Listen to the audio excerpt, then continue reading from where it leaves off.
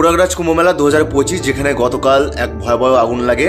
আর এই আগুনটা লাগে সেক্টর 19, মানে প্রয়াগরাজ মেলা যেখানে হচ্ছিল সেখানে যে সেক্টর 19 ছিল সেখানে কিন্তু এই ভয়াবহ আগুনটা লাগে। চলি এই আগুন লাগার পিছনে যে সঠিক কারণ এখনও কিন্তু খুঁজে বার করা যায়নি।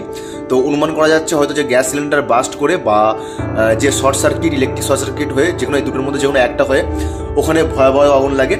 আর যেহেতু প্রশাসনের যে তৎপরতা, মানে প্রচুর নিরাপত্তার ব্যবস্থা ছিল, সেই জন্যই আগুনটি বেশি দূর পৌঁছতে পারেনি। তার আগেই কিন্তু ফায়ার ব্রিগেড ডেকে সেখানে সে আগুনটি নেভানো হয়, আর নয়তো অনেকটা ছড়িয়ে যেতে পারতো।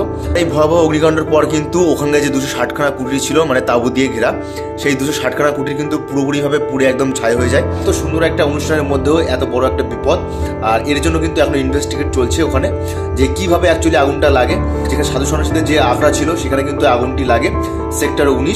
তো এই ঘটনার পরপরে কিন্তু আমাদের দেশে যিনি প্রধানমন্ত্রী আছেন সম্মানীয় নরেন্দ্র মোদী সরকার, আর ওখানকার যিনি সিএম আছেন যোগী আদিত্যনাথ, তো এনাদের মধ্যে কিন্তু একটা বৈঠক সংগঠিত হয়। আর এই বৈঠকে এটা সুনিশ্চিত করা হয় যে এইরকম দুর্ঘটনা যাতে দ্বিতীয়বার না ঘটে, আর তার জন্য কিন্তু যা নিরাপত্তা নেওয়ার ব্যবস্থা সরকার নেবে। তবে সাধারণ মানুষের মনে কিন্তু একটাই প্রশ্ন যে এত নিরাপত্তা ব্যবস্থার পরেও এরকম দুর্ঘটনা কী করে ঘটে। তবে যাই হোক, বিপদ যখন ঘটে তখন হয়ে যায় এরকম ঘটনা।